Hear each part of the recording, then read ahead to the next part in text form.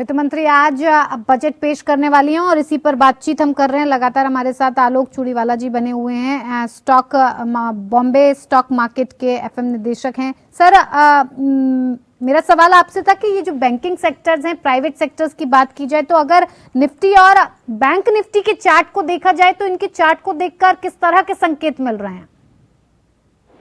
देखिए, मैं चार्ट को इतना फॉलो नहीं करता, पर ये बात जरूर आपको कह सकता हूं कि जहां तक बैंकिंग क्षेत्र का सवाल है, जो पब्लिक सेक्टर बैंकिंग है, उसमें क्योंकि एनपीए काफी लो हैं और जो नतीजे बारंबार आ रहे हैं क्वार्टर पर क्वार्टर, वो बेहतर होते जा रहे हैं, तो उनमें एक निवेशकों की दिलचस्पी ज्यादा है। प्राइवेट सेक्टर की उसके तुलना में अगर बात करें तो अगर आप देखें, जैसे एचडीएफसी बैंक, उसका जो पीई मल्टीपल था वो काफी हाई रहता था। अच्छा, इसका एक कारण ये था कि जो जितने भी विदेशी संस्थागत निवेशक हैं वो high P multiple, high growth वाली कंपनी को देखते हैं, पर इसके एचडीएफसी के बजट के चलते जो ग्रोथ में एक थोड़ी जो ग्रोथ थी वो उतनी नहीं रही है आज के दिन में, तो कहीं ना कहीं बिकवाली आ रही है उस काउंटर पे और थोड़ा एक थम्स आ गया है। रेगुलेटरी कारण के कारण प्राइवेट पेमेंट बैंक में आप देखेंगे कल शाम से पेटीएम बैंक की चर्चा हो रही है। आरबीआई ने सर्कुलर जारी किया है, किसी भी नए प्रकार के काम के ऊपर रोक लगाई है 29 फरवरी के आगे। तो आज पेटीएम बैंक को लेके भी काफी मार्केट में चर्चा है। सर इसी पर मैं सवाल करना चाहूंगी, जो ये आदेश आरबीआई की तरफ से पेटीएम पर रोक लगाने के लिए दिया गया है, क्या इस आदेश के बाद पेटीएम के लोन बिजनेस पर किसी तरह का खासा असर देखने को मिलेगा, या फिर पेटीएम का जो शेयर मार्केट है, पेटीएम का जो शेयर है, उस पर किसी तरीके का कोई असर देखने को मिलेगा? देखिए, पहले मैं शेयर मार्केट की तरफ रुख अपनाऊंगा। शेयर मार्केट में कोई भी नेगेटिव अगर खबर आती है किसी भी कंपनी के लिए तो उसमें तुरंत गतिविधि होती है, और आज देखा यही गया कि खुलते से ही पेटीएम का शेयर 20% नीचे के सर्किट पे है। दूसरी बात, जहां तक इसके लोन बिजनेस की बात है, मुझे नहीं लगता कि इसके लोन बिजनेस पे खास असर पड़ेगा।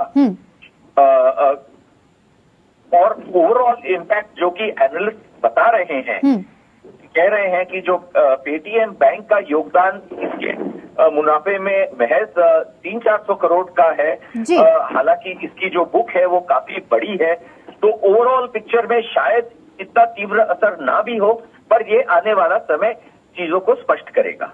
बिल्कुल सर, अब बात अगर स्टॉक मार्केट से जुड़ी हुई चल रही है, तो ऐसे में जिन सेक्टर्स में बजट देने की लगातार जिस तरह से बातचीत आ रही है, खबर आ रही है, रेलवे की अगर बात की जाए तो उसको लेकर मैं आपसे सवाल आगे करूंगी, लेकिन उससे पहले एक खबर आपको बता दें कि अंतरिम बजट में वित्त मंत्री निर्मला सीतारमण से मिडिल क्लास और किसानों को काफी उम्मीदें हैं। उम्मीद की जा रही है कि सरकार इस चुनावी बजट में दोनों के लिए कुछ न कुछ लेकर जरूर आएगी। वैसे वित्त मंत्री निर्मला सीतारमण और प्रधानमंत्री नरेंद्र मोदी पहले ही कह चुके हैं कि इस बजट में कोई भी नीतिगत फैसला नहीं लिया जाएगा, फिर भी तय है कि चुनाव को देखते हुए कुछ ऐसे फैसले लिए जा सकते हैं जो किसानों और मिडिल क्लास को राहत दे सके। तो आइए आपको बताते हैं कि आखिर देश के सबसे बड़े वोटर्स के रूप में इन दोनों कैटेगरीज की किस तरह की उम्मीदें हैं।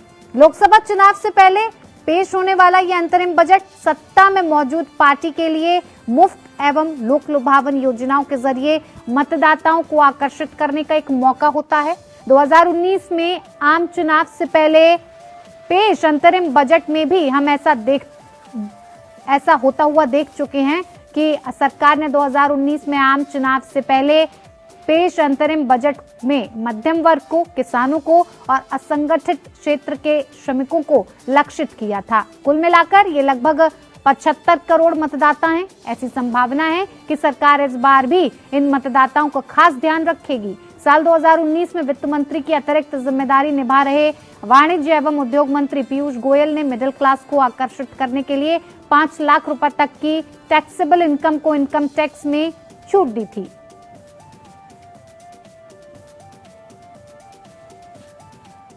जो लोग पिछले 10 साल से कहीं ना कहीं स्ट्रगल कर रहे थे घरों के लिए, उनके लिए एक नई उम्मीद की किरण जगी है। आज के इस बजट से मुझे बहुत उम्मीदें हैं, क्योंकि ये जो बजट है इसमें रियल एस्टेट को उन्हें कहीं ना कुछ बेनिफिट्स देने होंगे। अगर वो बेनिफिट मिलेंगे तो एक जो आम इंसान है उसके घर का सपना पूरा हो सकेगा। आज मैं उम्मीद कर रहा हूं कि खास करके जो होम लोन के ऊपर मिलने वाली जो छूट है, जिसे हम CLSS स्कीम कहते थे, 2022 तक हाउसिंग फॉर ऑल में वो हमें मिलती थी, जो बायर को मिलती थी, वो मुझे लगता है आज फिर से रिस्टोर होनी चाहिए। दूसरी एक बड़ी बात कि इंडस्ट्री का स्टेटस बहुत टाइम से पेंडिंग है रियल एस्टेट को, मुझे लगता है वो मिलना चाहिए, जिससे इंडस्ट्री को इंफ्रास्ट्रक्चर की तरह सोचा जाना चाहिए, क्योंकि रियल एस्टेट कहीं ना कहीं इंफ्रास्ट्रक्चर का ही एक पार्ट है। एंड ऑफ कोर्स लिस्ट बहुत लंबी है, लेकिन उसके अंदर एक चीज और मैं जरूर ऐड करूंगा कि जो होम लोन के ऊपर जो होम लोन इंटरेस्ट है उसके ऊपर 2 लाख रुपए का एक रिबेट मिलता है। उस 2 लाख रुपए के रिबेट को मैं उम्मीद कर रहा हूं कि वो 5 लाख रुपए किया जाना चाहिए। और आज वैसे वित्त मंत्री जी के पिटारे में बहुत सारी चीजें हैं, लेकिन अगर पर्टिकुलर रियल एस्टेट की बात करें या इंफ्रास्ट्रक्चर की बात करें तो मुझे लगता है शायद कुछ ना कुछ जरूर ऐसी चीजें निकलेंगी जिससे रियल एस्टेट इंडस्ट्री को एक अगले आने वाले टाइम के लिए दिशा मिलेगी। सर, रियल एस्टेट इंडस्ट्री की हम बात कर रहे हैं, आपको क्या लग रहा है कि जो हम कोविड के इम्पैक्ट से बाहर आ रहे हैं और जो क्राइसिस दुनिया में चल रहा है उसके इम्पैक्ट में कितना फर्क पड़ रहा है रियल एस्टेट इंडस्ट्री में? देखिए, real estate industry blessing in disguise हुई है कोविड के बाद, क्योंकि सबसे ज्यादा सफर कोई कर रहा था रियल एस्टेट इंडस्ट्री कर रही थी। लेकिन जैसे ही कोविड अनलॉक होना शुरू हुआ उसके बाद रियल एस्टेट इंडस्ट्री भी अनलॉक होनी शुरू हो गई, और 2021 के बाद जितनी डिमांड रियल एस्टेट में दिखाई देने को मिली है, मुझे लगता है वो पिछले 10 साल में कभी नहीं दिखाई दी। लोगों ने पहली बार इस चीज को रियलाइज किया, कुछ भी हो कम से कम एक अपना घर जरूर होना चाहिए, और कहीं ना कहीं गवर्नमेंट की जो स्कीम थी वो भी उसे सपोर्ट कर रही थी। और इन सारी चीजों का फायदा क्या हुआ, एक जो कॉमन मैन था वो अपने घर का कहीं ना कहीं सपना देख पाया।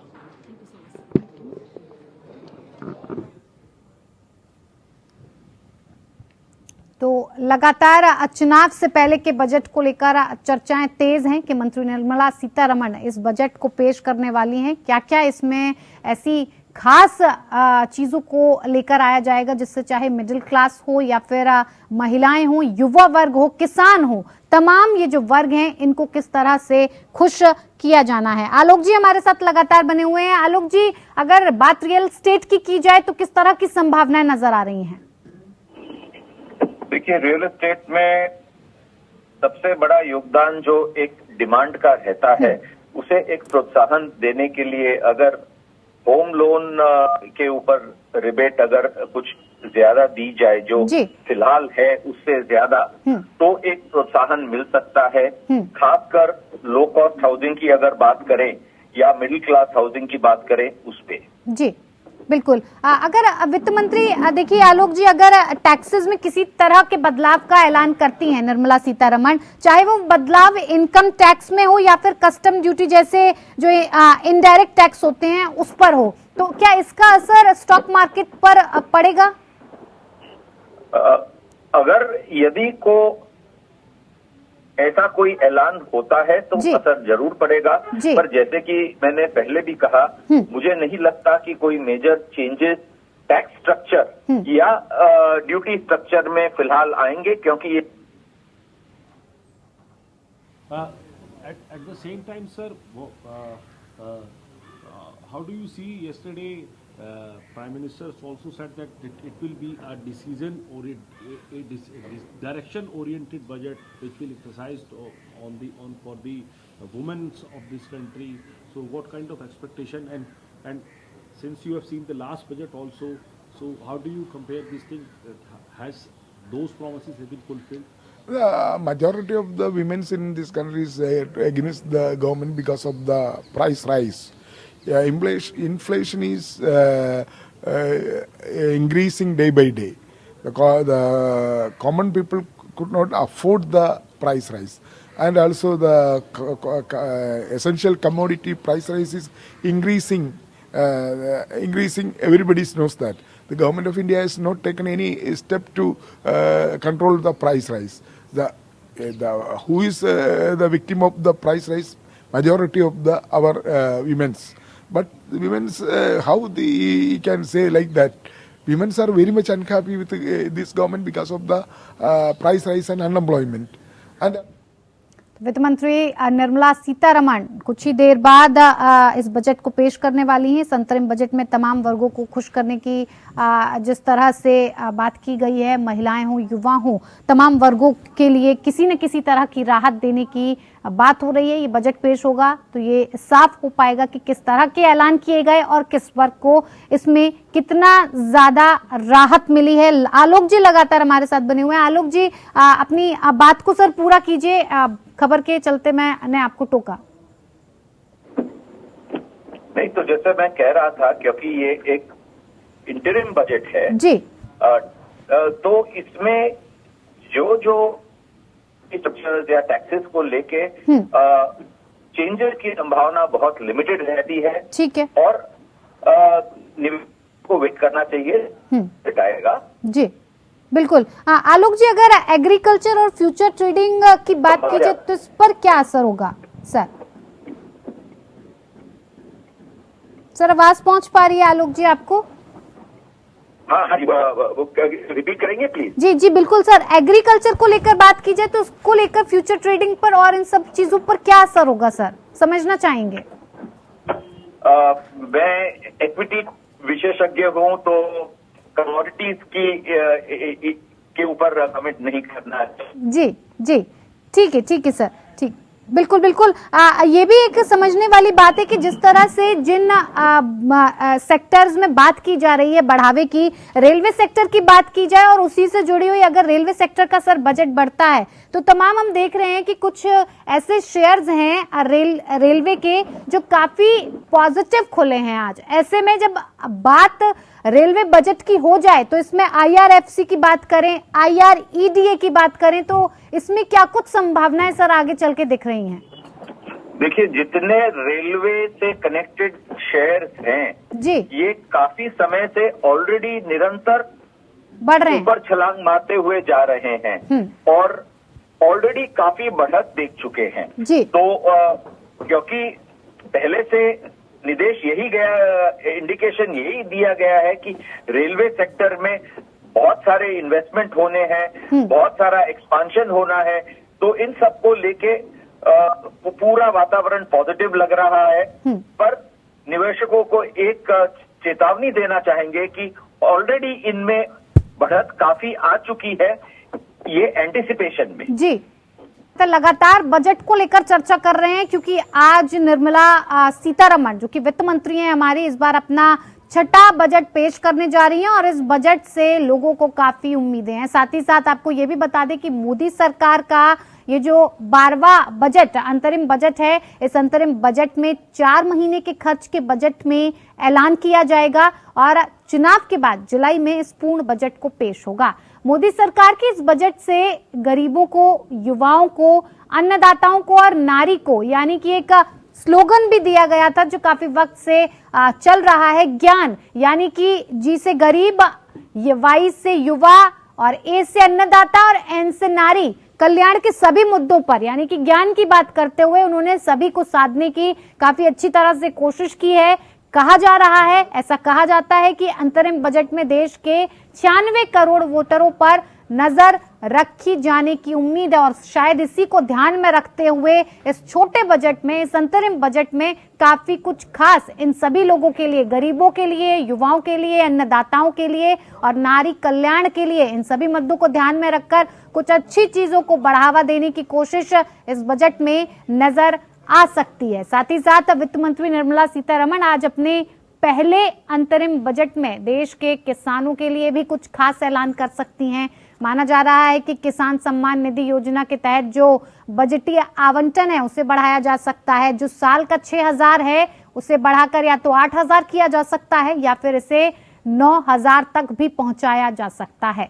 महिलाओं के लिए PM किसान सम्मान निधि स्कीम के तहत अलग से राशि निकालने की घोषणा भी वित्त मंत्री की तरफ से की जा सकती है।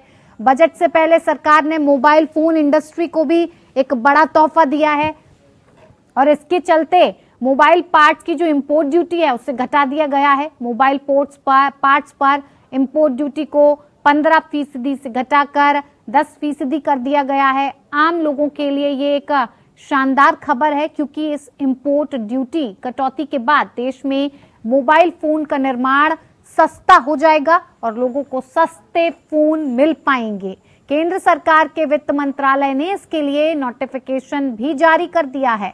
नोटिफिकेशन में जानकारी दी गई है कि कस्टम एक्ट 1962 के सेक्शन 25 के तहत सरकार ने जनता के हित को देखते हुए ये फैसला लिया और इसमें लिखा है कि कई मोबाइल पार्ट्स पर इंपोर्ट ड्यूटी को घटाकर 10% कर दिया गया है और इसमें कई तरह के उन मोबाइल पार्ट्स के नाम भी दिए गए जिन पर इंपोर्ट ड्यूटी की कटौती की गई है।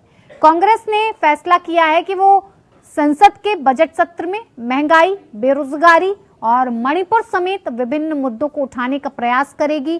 पार्टी की संसदीय दल की प्रमुख सोनिया गांधी की अध्यक्षता में कांग्रेस की संसदीय रणनीतिक समूह की बैठक में बजट सत्र में उठाए जाने वाले विषयों और रणनीति पर चर्चा की गई। बैठक के बाद राज्यसभा में कांग्रेस के उपनेता प्रमोद तिवारी ने कहा कि राष्ट्रपति का संबोधन सत्र से पहले दोनों सदनों की संयुक्त बैठक में आमतौर पर उन कदमों के बारे में होता है जो सरकार भविष्य में उठाएगी, लेकिन इसमें महंगाई, बेरोजगारी, किसानों की आय दोगुनी करने की बात और मणिपुर जैसे मुद्दों का कोई जिक्र नहीं था। हम ये चाहते हैं कि ये मुद्दे उठाए जाएं।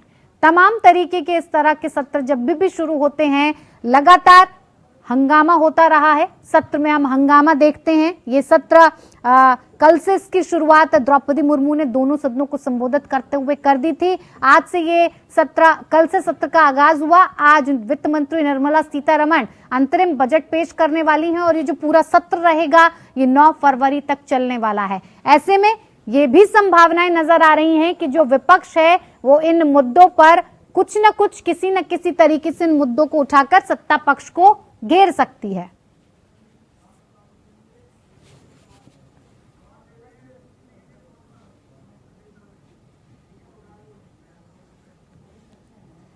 तो इसी पर और ज्यादा इसको समझने के लिए और बातचीत के लिए हमारे साथ बनी हुई हैं यशस्वी रामास्वामी जी बनी हुई हैं, जिनसे बातचीत करेंगे और समझेंगे कि किस तरह से जो बजट है वो कहां पर कैसे कितना असर डालेगा। यशस्वी जी बहुत बहुत स्वागत है कार्यक्रम में आपका। सबसे पहले आपसे समझना चाहेंगे कि स्टार्टअप से क्या उम्मीदें हैं और कैसा बिहेव कर रहे हैं स्टार्टअप्स। देखिए ये जो इंटरिम बजट है उसका एक्सपेक्टेशंस तो काफी ज्यादा है जी, क्योंकि अगले चुनाव में तो संभावना यही है कि यही सरकार वापस आएगी। तो वो एक एक्सक्यूज नहीं बन सकता स्ट्रॉन्ग रिफॉर्म को पेश नहीं करने के लिए। अगर भारत को देखा जाए तो we are number 1 in the world population. हमारी संख्या सबसे ज्यादा है और हमारा एवरेज एज जो है वो 28 इयर्स है जी। तो अगर हम इंसेंटिव देखें तो सीड फंडिंग का जो मुद्दा आता है, the tax reforms around seed funding, उसमें हमें काफी एक्सपेक्टेशंस है जी। और अगर एक आज हम डिजिटल एज में है तो डिजिटल एंड टेक्नोलॉजी इंफ्रास्ट्रक्चर अगर एक साथ आ जाए तो they can be many global companies जो भारत से पूरी दुनिया को एक ग्लोबल कंपनी बना सकती है। तो we are looking at reforms जो सिंपल हैं, जो हमको टैक्स इंसेंटिव देती हैं और जो रिफॉर्म आता है both of labour reform as well.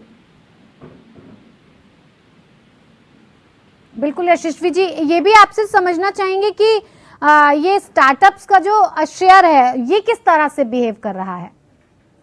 देखिए ले ऑफ की बात तो अभी बहुत चल रही है जी, है ना।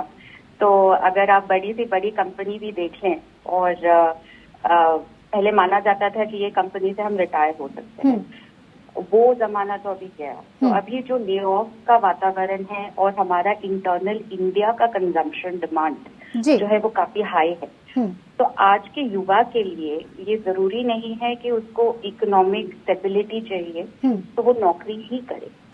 तो वातावरण ये है कि I can become an entrepreneur अगर मुझ में कुछ टैलेंट है और एक आइडिया है, मैं टेक्नोलॉजी के माध्यम से आज एक बिजनेस खोल सकती हूँ। तो there is a very high confidence.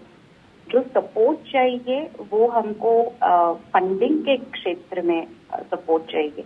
It can be awareness. बहुत लोगों को मालूम नहीं है कि गवर्नमेंट स्कीम क्या है जी। और अगर है भी तो थोड़ी कॉम्प्लिकेटेड हो जाते हैं, तो वो it loses the purpose of why it has been there in the first place. तो हमको सिंप्लिसिटी चाहिए, हमको ease of doing business reforms चाहिए और हमें इंक्यूबेशन सेंटर्स जो अभी खुल रहे हैं विद द गवर्नमेंट सपोर्ट उसको जरा तेजी से और बढ़ाना। बिल्कुल, जैसे कि आपने यशस्वी जी अभी कहा कि ईज ऑफ डूइंग बिजनेस की बात की आपने, ऐसे में इसको इम्प्रूव बजट के द्वारा कैसे किया जा सकता है वाया बजट? देखिए, गाइडलाइंस के हिसाब से अगर मैं एक बिजनेस, चाहे कौन सा भी देश हो, चाहे सिंगापुर ले लीजिए या दुबई ले लीजिए, अगर मुझे एक बिजनेस रजिस्टर करना है तो 1 घंटे 2 घंटे में हो जाता है जी। कहीं कहीं इकोनॉमीज हैं जो मतलब इमीडिएट एंड रियल टाइम हो जाता है।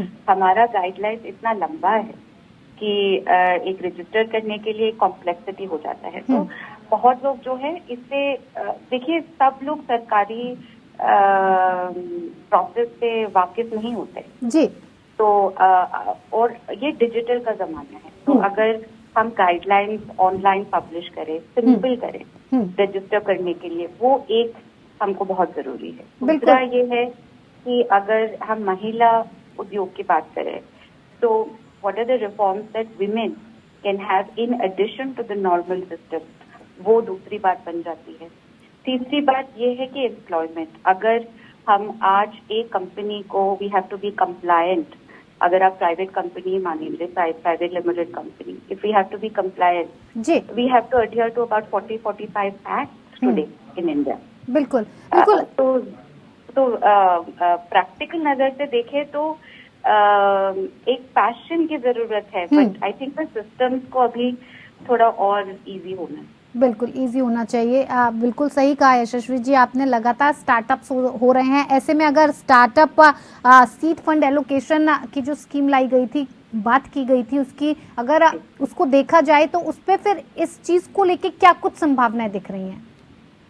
जी, मेरा मानना ये है कि सीड फंडिंग का जो देखे वैल्यूएशन, देखिए स्टार्टअप जो है वो वैल्यूएशन पे अपना वेल्थ जेनरेट करते हैं, क्योंकि मैं स्टार्टअप हूँ तो मेरे जो रेवेन्यू जो है वो फर्स्ट मंथ से तो आ नहीं सकते, तो एक आइडिया के भरोसे के ऊपर पैसा डाला जाता है। तो the whole startup work on a concept called valuation.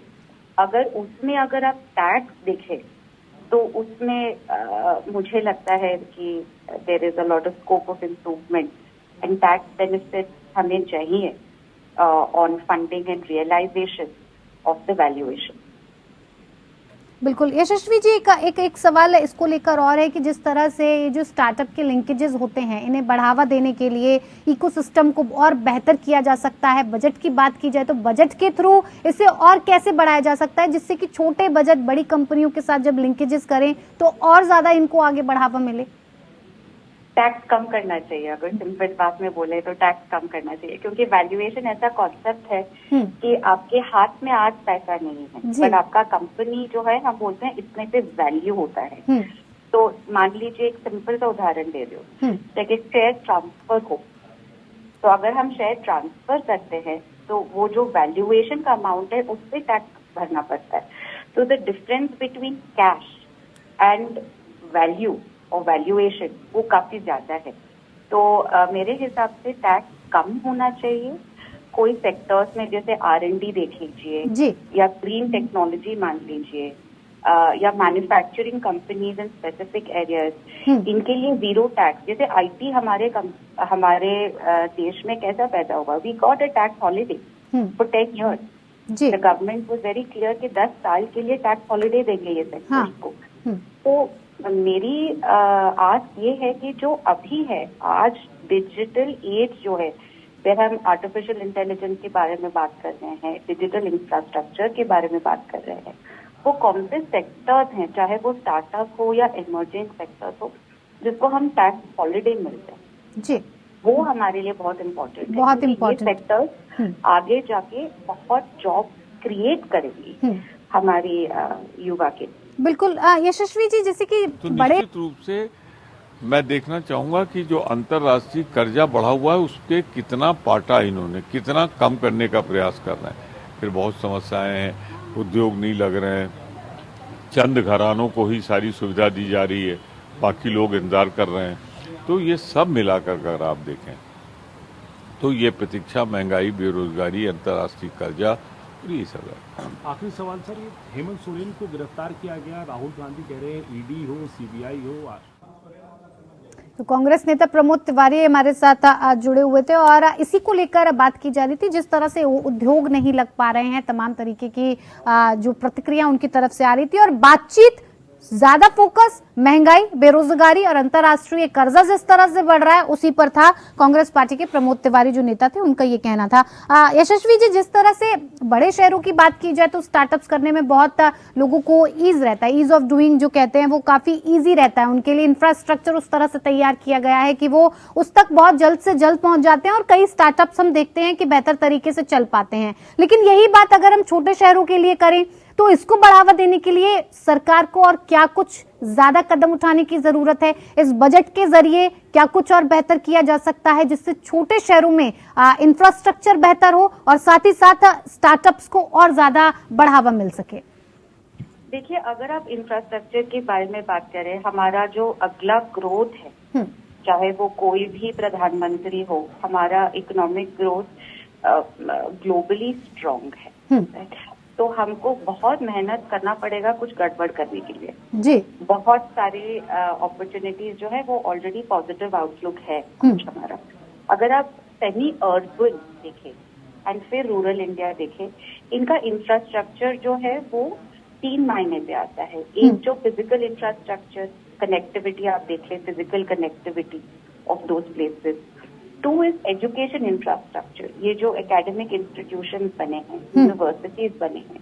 अगर कोई बिजनेस यही चाहेगा कि वो जहाँ से भी अपना बिजनेस करे जी और नौकरियां दे, the pool has to be talented. तो अगर मैं सेमी अर्बन या रूरल इंडिया में अगर आज जाके एक बिजनेस शुरू करती हूँ तो I need availability of talent, skilled workforce उसको बोलते हैं।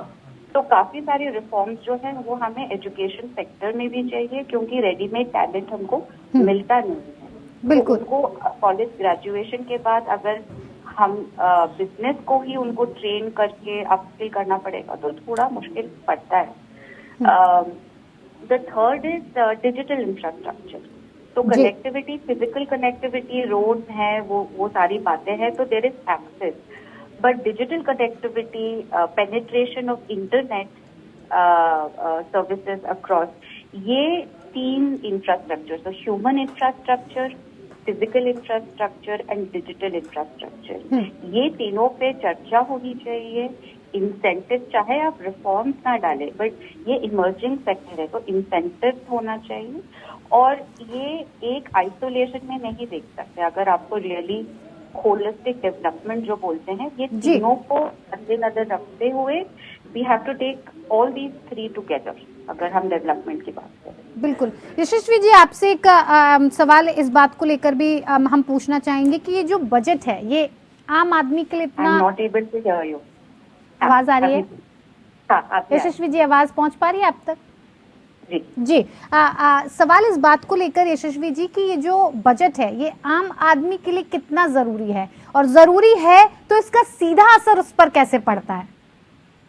देखिए, एक्सपीरियंस से हम बता रहे हैं कि जब भी बजट आता है तो मोस्ट ऑफ द कंट्रीब्यूशन जो आज जाता है सरकार को, it is from the employed class.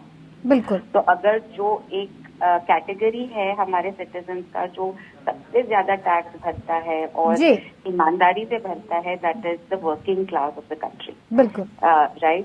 तो एक्सपेक्टेशन यही होगी कि हमारे टैक्स लायबिलिटीज जो है वो कम हो, ताकि स्पेंडिंग पावर जो है घर में वो ज्यादा हो। तो if I have more cash at home, मैं उसको शायद मैं मूवी देखने जाऊंगी या टीवी खरीदूंगी या बच्चों को पिकनिक पे लेके जाऊंगी। तो रिफॉर्म्स हैव टू बी सच कि रिड्यूस करने से I have more money in my hands. आपके अपने एक्सपीरियंस से यशस्वी जी क्या लगता है कि जो टैक्स कम करने की बात आप लगातार बता रही हैं और जो कि चाहता भी है, जो एक मध्यम वर्गीय परिवार है, सैलरीड एम्प्लॉयज जो आपने अभी कहा, वो चाहता भी इस बात को कि हमारी सरकार के इस कार्यकाल का आखिरी बजट है, इंटरिम बजट है, आप सभी जानते हैं। तो पूर्ण बजट तो है नहीं, लेकिन फिर भी हमें पूरी उम्मीद है कि इस बजट में, जैसे ये 6वां बजट है, हर बजट में हमारे वित्त मंत्री जी ने देश की इकोनॉमी को नई ऊंचाइयों पर ले जाने की दिशा में बजट प्रस्तुतिकरण किया है। तो आज भी जो एक बड़ा लक्ष्य हमने रखा है विकसित भारत बनाने का, $5 ट्रिलियन इकोनॉमी बनाने का, उस लक्ष्य को पूरा करने की दिशा में इस बजट के प्रावधान होंगे। हम सभी को उत्सुकता से इंतजार है और मेरी शुभकामनाएं भी हैं। झारखंड क्राइसिस पे